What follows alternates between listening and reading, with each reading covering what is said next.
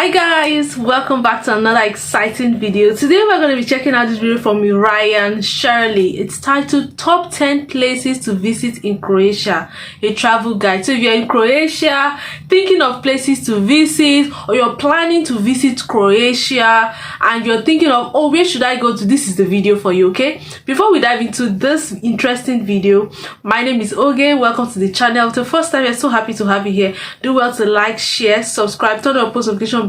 Drop in the comment section which of these places you visited, what about the places, which of these places would you like to visit. Okay, let's go straight to the video. What's up guys, my name is Ryan and I just returned from exploring Croatia and I want to share with you my favorite places. So here's my Croatia top 10. Top 10.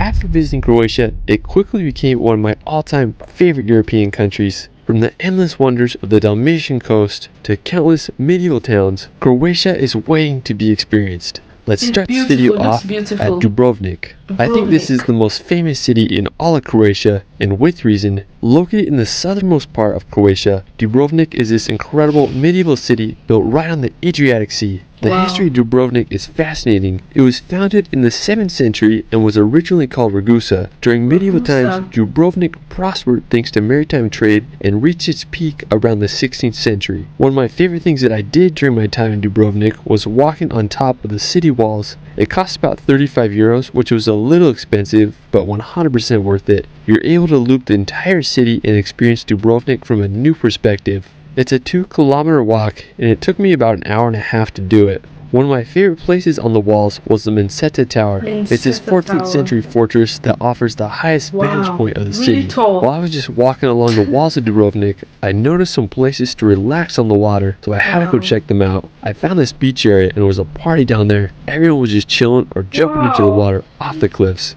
Of course, I had to join in on the action. There's no better feeling than cliff jumping into the Adriatic Sea. Afterwards, I wanted to see Dubrovnik from a different perspective, so I took up the cable car to the top of the nearby mountain. It cost about 27 euros for the round-trip tickets. When you get to the top, you'll have the best possible view of Dubrovnik. I walked over to the northern side and found a nice little place to watch the sunset. I stayed around until it got dark, and I loved how Dubrovnik looked, lit up with all its lights. After I went back down to Dubrovnik's old town, and it was just magical walking through the city at night. It definitely felt like I was taking a stroll back in time. Dubrovnik is such an enchanting city, and one of the coolest medieval places I've ever been.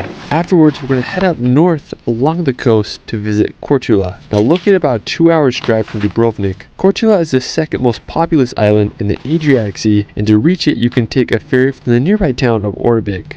My favorite place on Korčula is its old town. It's built upon this peninsula and has a fascinating history. It's been part of the Venetian Republic on and off since the 12th century, and some historians believe that Marco Polo was born here. Another nearby island is Hvar. Located right above Korčula, Hvar is the longest island in Croatia. One of the highlights of the island is its port town, which is also called Hvar. Now similar to Korčula, Hvar's old town is full of history. It's overlooked by the Fortica fortress, which was built back in the 16th century by the Venetians, and it offers incredible views of the port. Located right off the town is the Pakleni Islands. It's just a short boat ride from the port, making it a perfect place to relax on the Adriatic. Afterwards, we're going to head back to the mainland. Now, if you're heading north from Dubrovnik, you can drive across the Pelješac Bridge. It was completed just a year ago, and it's an engineering phenomenon. It allows you to bypass driving into Bosnia and Herzegovina's town of Neum. As I continued past the bridge, I was just amazed by the scenery in this area. There were vineyards right up against the Adriatic, and it was just incredibly scenic. Afterwards, I headed north on Croatia's coastal road and arrived at the Makarska Riviera. Now located right on the Dalmatian coast, the Makarska Riviera is where I saw some of the most impressive scenery from all my time in Croatia. The contrast between the blue Adriatic Sea against the green and white mountains was stunning. I drove through the town of Makarska and was looking for a place on the coast to relax so I went to Chavitska Beach. It was a really nice beach area located just a few minutes outside of Makarska, and it had a lot going on. The water was crystal clear and there were tons of places on the beach to relax. There was a good amount of people there, but I was able to find some solitude and shade in the trees nearby. If you're driving through Croatia, I definitely recommend visiting the Makarska Riviera. I mean, the scenery here is unmatched. Now another cool place nearby is the town of Omiš. It's located about 40 minutes away from Makarska. Now Omiš is this really unique looking city that is sandwiched between the mountains and the sea,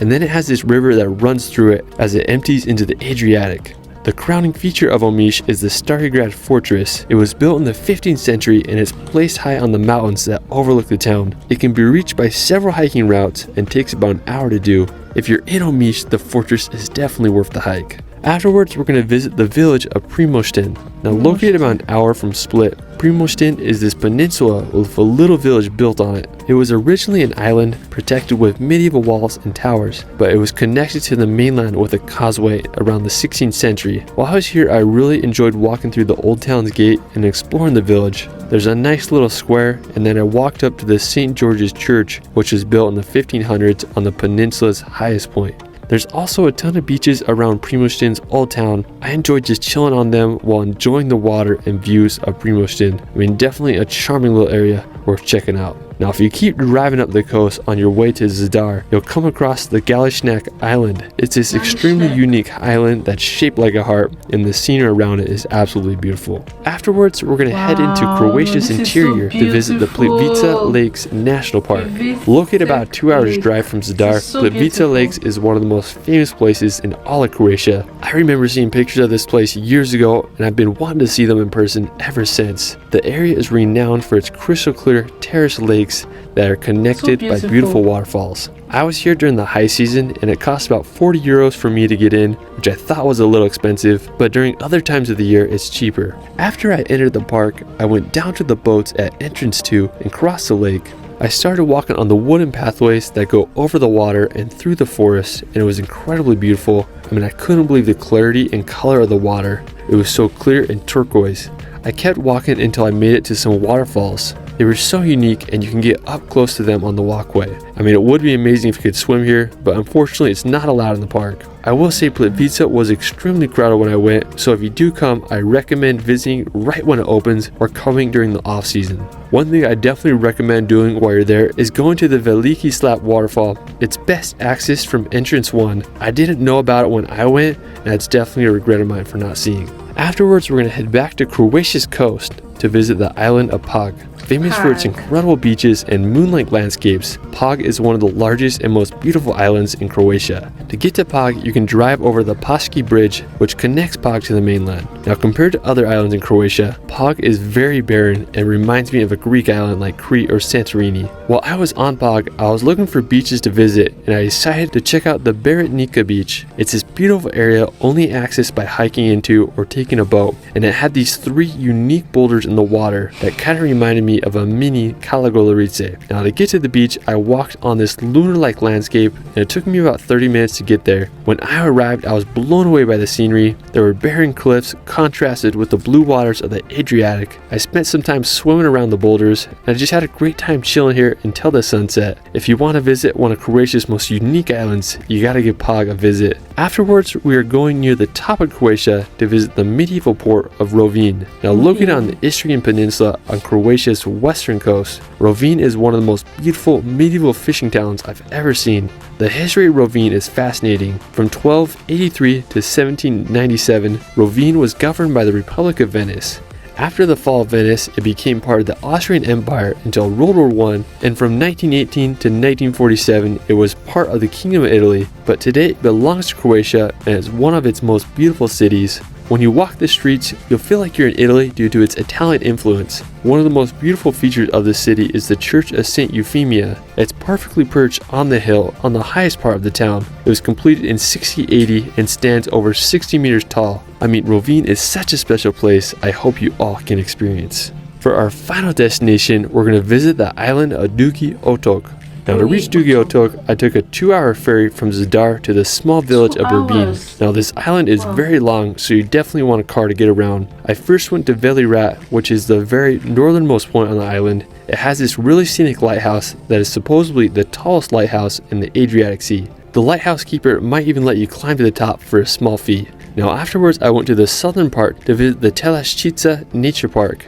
I mean, this area was extremely beautiful. It had a bay full of islands, and then there's this really nice beach area with a little restaurant. It cost about 10 euros to get in. Now, the main reason I wanted to come here was to see its cliffs. It was just a short hike to reach them, and the views were amazing up there. Some cliffs rose over 100 meters from the sea, and I just loved the white color of them. Now, another one of my favorite features of the area is Mir Lake. It's this salt lake positioned in a very peculiar place, as it's on this skinny peninsula surrounded by the sea. I love the contrast between the dark blue colors of the Adriatic with the cliffs and the turquoise color of Mir Lake. I mean, just such a unique place. Now from there, I could also see the Kornati Islands, which is home to some of Croatia's best untouched nature. It's an archipelago with over 140 islands and islets, and to fully experience them, you can go on a full day boat tour. I mean, I was running short on time this trip, but I'll definitely be back to experience them. As I was finishing my time up on the island, I went to this place called the Dragon's Eye. It's this natural pool that was way fun to swim in. There's also this sea cave nearby that I tried to get into, but I was all alone and too scared to go in there by myself, so I gotta come back another time to conquer my fears and check it out. Well, that is it for my Croatia top 10. There's still endless places to visit in this country, so I'll be back for part 2. Let me know where your favorite place is in Croatia in the comments below. You can find me on Instagram and TikTok at shirley.films. It's Ryan, and we will see you later. No. Croatia is so beautiful. I feel like Croatia is one of those holiday or vacation destination countries, because look at the scenery alone. Look at how beautiful the greenery, the waterfall, the beaches, the mountain, everything is just giving. It's giving holiday vibes, giving vacation destination.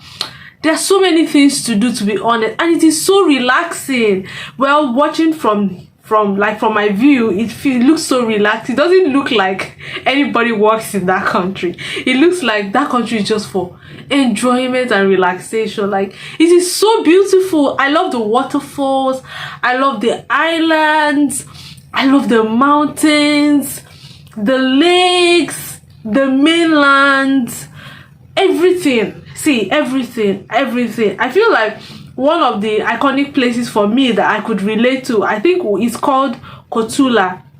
I think, I don't know if I'm pronouncing it well, but he said Marco Polo was born there. When I heard Marco Polo, I was like, oh wow. We all know Marco Polo game. So if we trace it down, that means he was actually born in Croatia. So this is where this person actually came from, which is absolutely gorgeous and beautiful.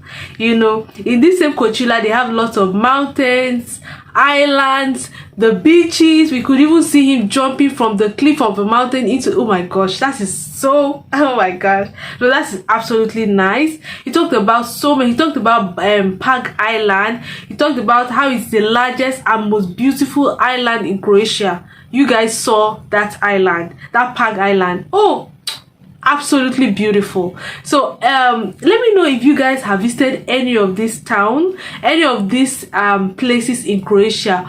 What were the things that stood out for you in these places?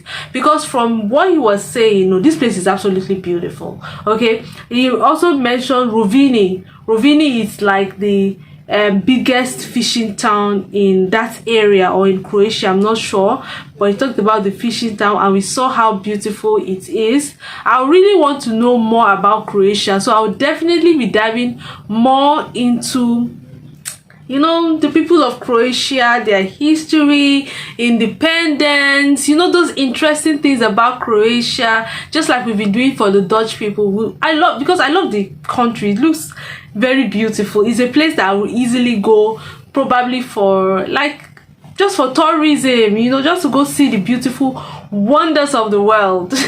It's so beautiful. Anyway, if you're from Croatia, say hi in the comment section. I know that if you're from the Croatia, then these places are not new to you, or if they are new to you, then why are you from there if you have not been to these places? Okay, so these places are absolutely gorgeous, and let's know if you visited here. What are the things you enjoy most about visiting the places? Is there anything that stood out for you, or if you have other places in Croatia where you love people that you want people to go check out, you know, please mention that in the comment section as well. I hope you enjoyed this video. Give it a thumbs up, and subscribe if you haven't. Drop in the comment section what you think, share, drop your comments, subscribe, turn on your post notification bell, and I'll see you in my next video. Bye bye.